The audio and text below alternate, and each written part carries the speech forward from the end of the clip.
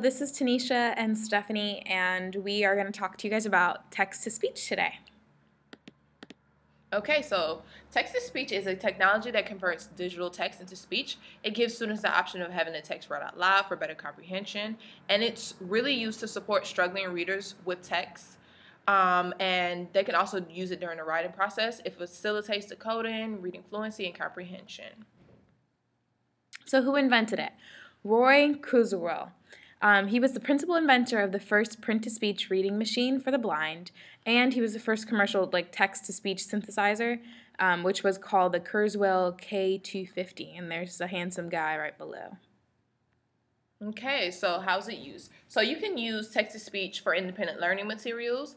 If you're using digital books, you can use it in cooperative groups or with a partner using digital reading materials. You can use it during centers, and you can use it at home for reading or academic purposes such as homework or reading with a parent. All right, so what does it look like? Well, we have a video here to show what it looks like in the classroom. So here we go. Or you may want to use text-to-speech to listen to the text as you go.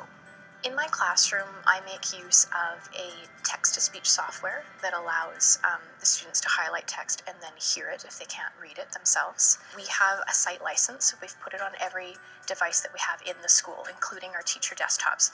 And it's simply an icon that the students open up. It brings up a small box in the corner of the screen for them.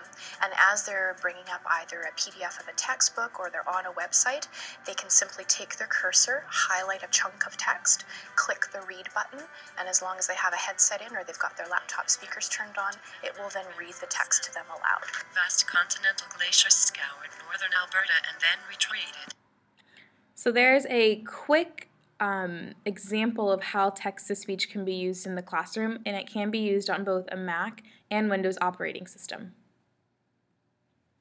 So, is this a low-tech form? Is it something a teacher can make? If not, then what can we use it for? How can we buy it? How can we attain it? So, basically, this is not something a teacher could make.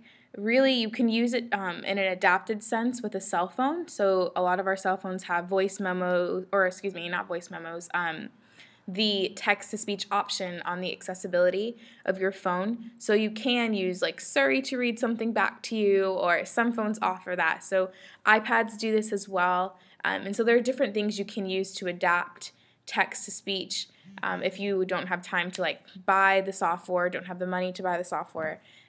So just a couple different options for you. Okay, so some are free, and some cost anywhere from $99 to $200 for the software. But before you go and spend your own money, I would suggest you try to purchase it through your district or your school. All right, so who can benefit from this tool?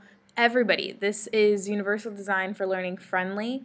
So students who have difficulty decoding text, students with vision loss, ESOL students who are learning second languages, all of this is going to work for them. Students with visual processing difficulties, this will all work for them as well. Okay, so the characteristics of students who is appropriate for. So students who have learning or physical disabilities or are struggling readers who have not developed the ability to decode or recognize text. Those who are not on grade level with decoding text and recognizing text. It can be used to support the reading of digital text, including Word documents, emails, and etc. And it can support students through the writing process by allowing them to have their text read out loud as often as they would like. All right, so can it be employed as part of universal design for learning? We both said yes earlier.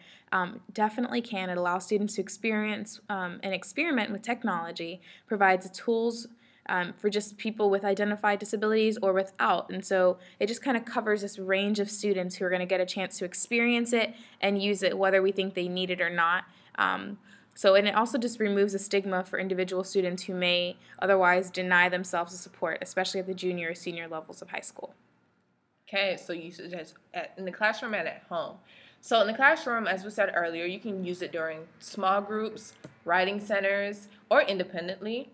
You can incorporate it into the classroom routine, like I mentioned above, for small groups or during reading centers, or depending on the age group, they can use it for research.